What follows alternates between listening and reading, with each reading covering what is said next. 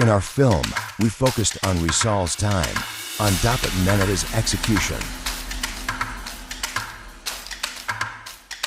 Specifically exile in Dapitan, unwritten love of Rizal and Josephine, Rizal's dilemma, Rizal's execution, lastly Jose Rizal's legacy, through the eyes of a young Filipino.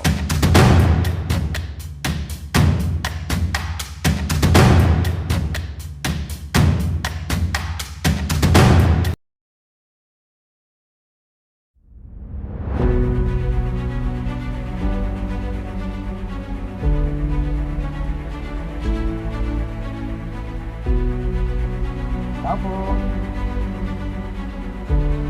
Ang happy po gino.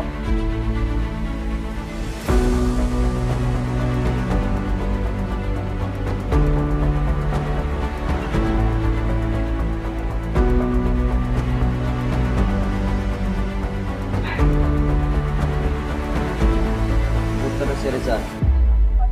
Ako si Don Ricardo Carnicero, politiko-militar, gobernador ng Dapitan. Kaya ang pagdating sa Dapitan. Pumasok ka.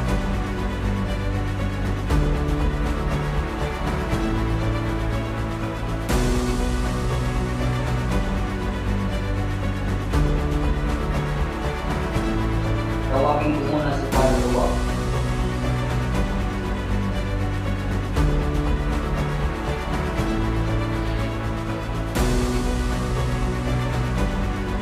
Pangalawa, hindi niyo po ito.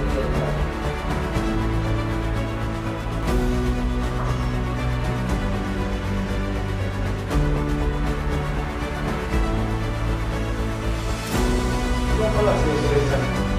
Ang tao ay hindi siya kapatunan ng Pilipinas.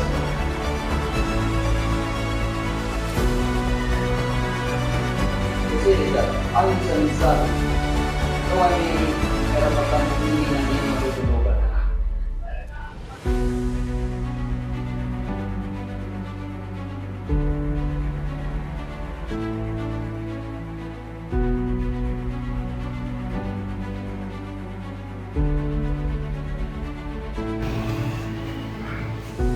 So he chose Don Ricardo's house.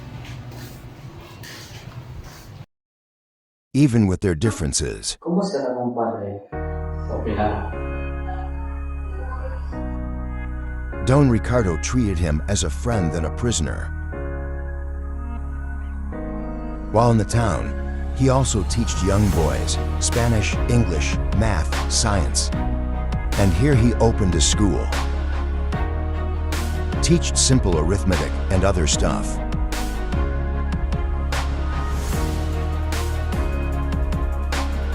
Some parents would intentionally let their child learn. In Dr. Jose Rizal's place,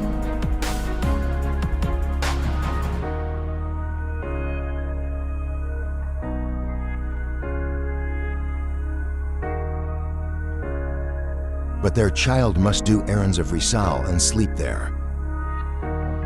Nonetheless, the parents are still willing to leave their child to Rizal for them to learn there. Meron na akong 5 mangga. Binigay ko sa yung 3. Ilan na lang yung mangga ko? 2. Ilang?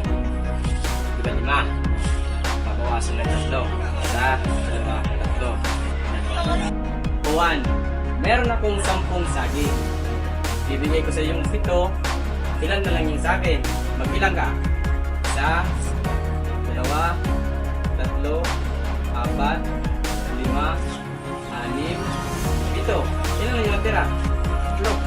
Galing! Dr. Jose Rizal believed in young Filipino youth and their future.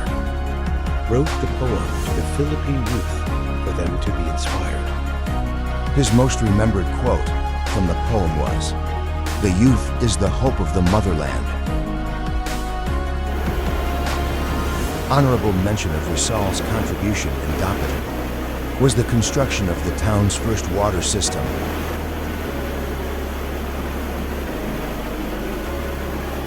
Also, while in Dapitan, Rizal would give a check-up to anyone, always helping people, those who are in need.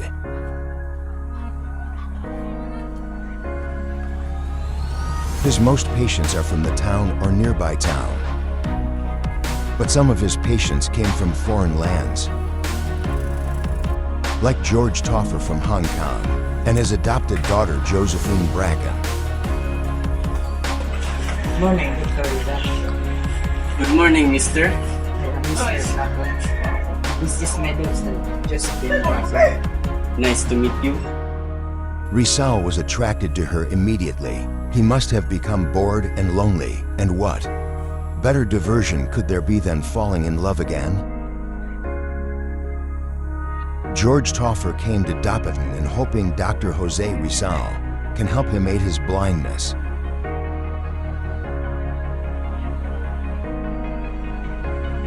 Dr. Jose Rizal promised he will do what he can to help him see again. Soon Jose Rizal discovered that George Toffer blindness is incurable. Helpless George Toffer returned to Hong Kong, but her daughter didn't. As usual, our charismatic national hero got in a relationship with Josephine Bracken.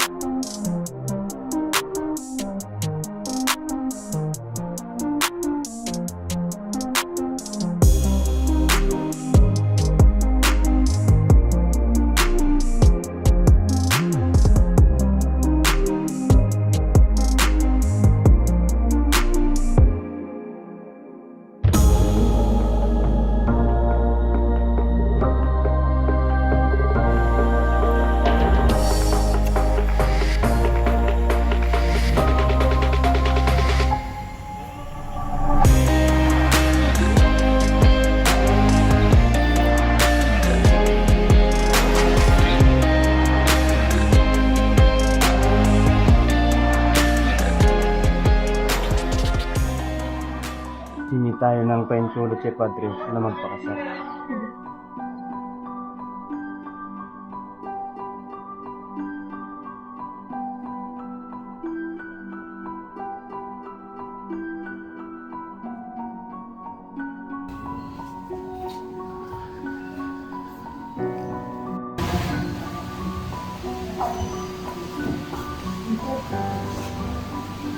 Anong may paglilingkod ko sa inyo? Pwede po ba kami kasal? Hindi ako nagkakasal ng ere. Wala kayong problema sa babaeng gusto mong pakasalan. Alam namin ay siya ay isang Katoliko. Ang problema ay ikaw, magbabalik loob ka muna sa Iglesia Katoliko. In the end, Father Antonio Obac of Dapitan refused to marry them without a special dispensation from the Bishop of Cebu because of his writings and political stance.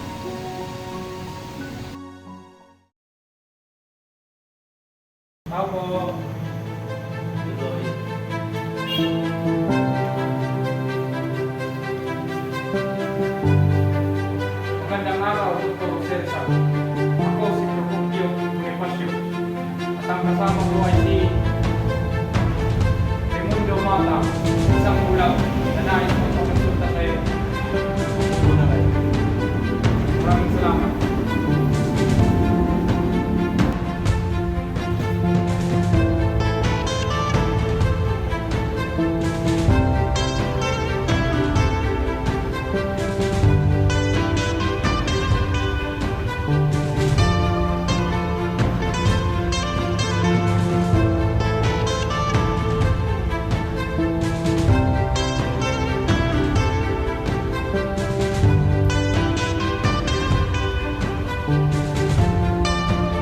Nais kitang makausap, Dr. Cesar. Tayong dalawa lang.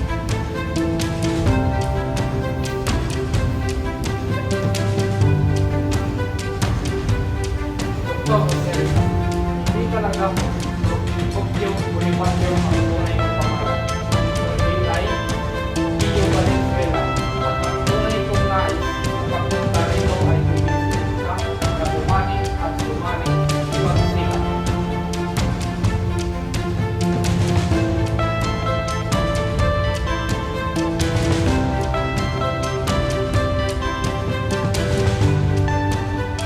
Baka ay kailangan na talaga ng Pilipinas ng himagsikan. Kung wala pa rin pagbabago dulot ng ating mapayapang performa. Ngunit ang gusto natin ay reforma na walang karasan, walang sinasakripisyo na dugo o mga Pilipino. Kundi rin pahanda ang Pilipinas sa himagsikan dahil ang armas para paglaban sa mga Espanyol ay hindi pa sapat. Rizal refused the invitation to join the revolution, but still Pio offered Rizal to help him escape from Dapitan. But Rizal still refused.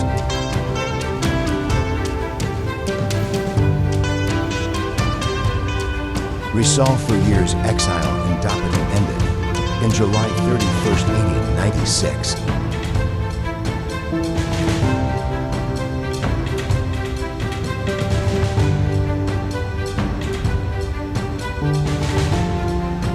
I have been in this district for years, 13 days and a few hours, he quoted.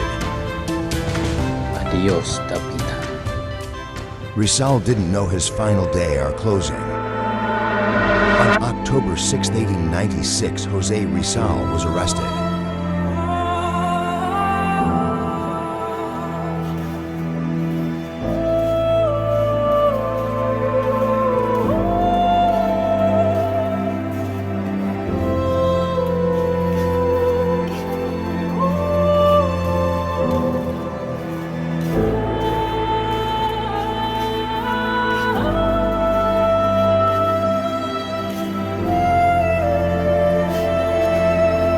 Rizal was put on trial on December 26, 1896.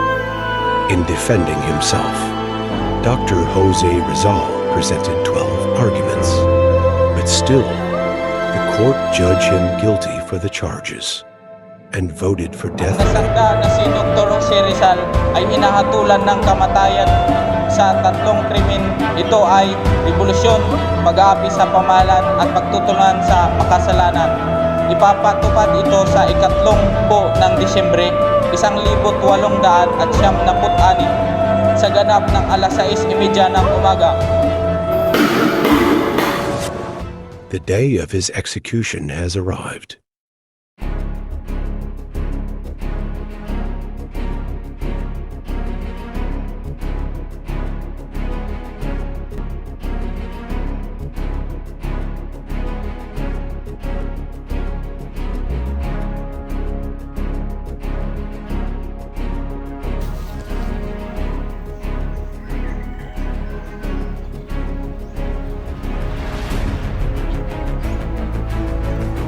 Dapat patakdo!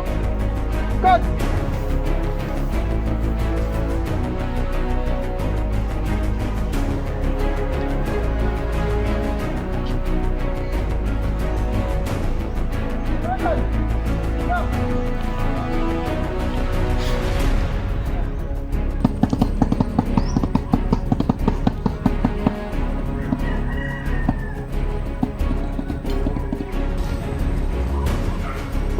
Ultimo pabor, dispara ni kwento. Imposible. El menos, perdóname, Dios.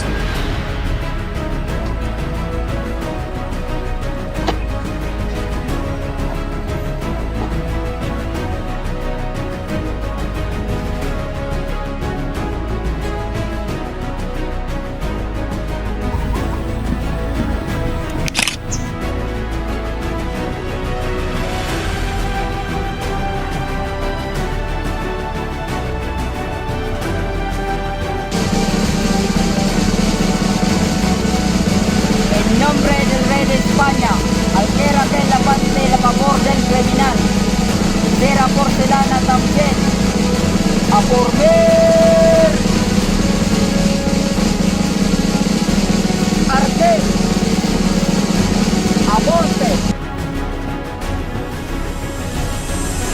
Consumato mes! Fuego.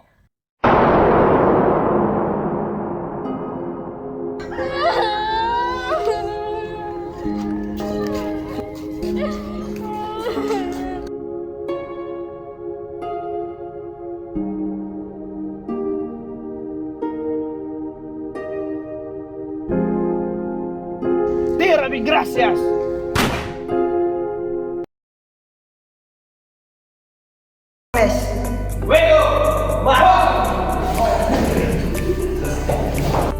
Great grades, group 2.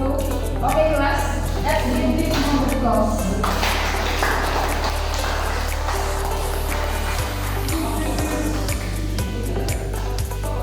Okay, group 2. What can you say about your performance at the inclusion of Sarisan? Masakit, ma'am.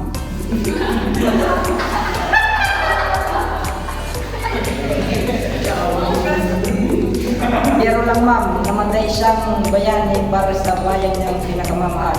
Okay. How about you, class? Ano ang sasabi mo sa ating heroic sacrifices sa our national hero?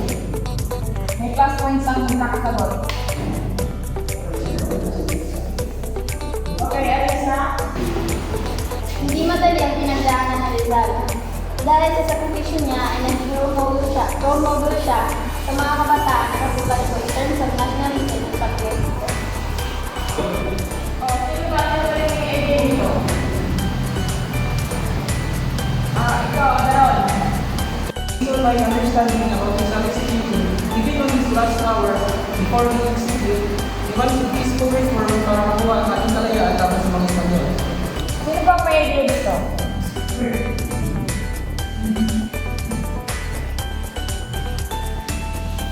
Kenneth. Ba't malayo ang tingin mo? Bakit hindi ka lang kasali dito? Napaisip lang ako, ma'am, kung ano ang mangyayari sa Pilipinas kung wala si Rizal na umikayat sa mga Pilipino na hindi ng kalayaan mula sa Espanyol. Magigising ba ang Pilipino sa mga maling gawain ng mga Espanyol? Kung hindi niya nasulat ang No Limitangere at El Filibusterismo at namatay sa bagong bayan. Magandang tanong. Palakpakan muna natin si Kenneth Sass.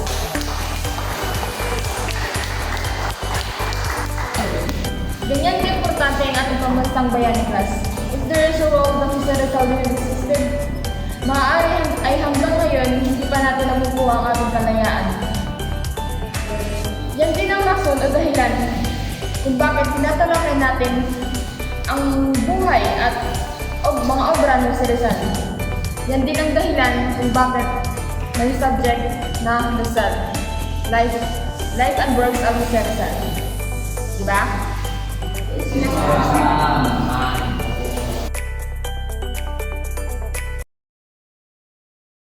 Huwag ka muna sa iglesia ni Katoliko.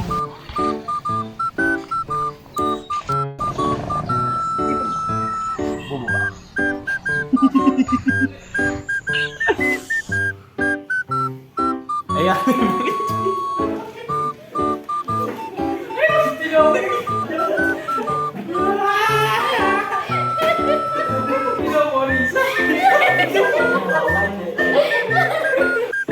Kanay. Bawasan 7. 1, 2, 3, 4,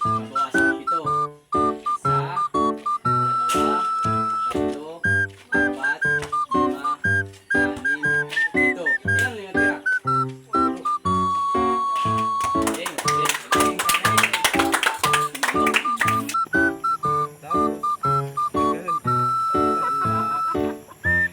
Ilan lang yung tira?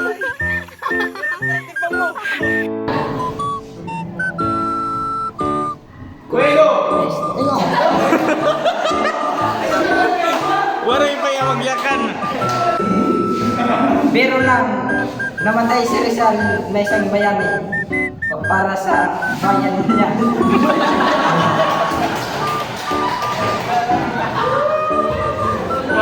One, two, three.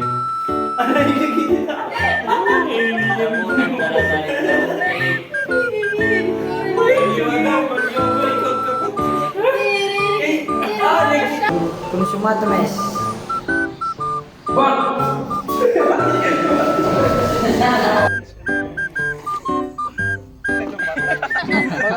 Tikid ba? Ano to? Ano na, boss? Otro! Yung otro man! Otro boy!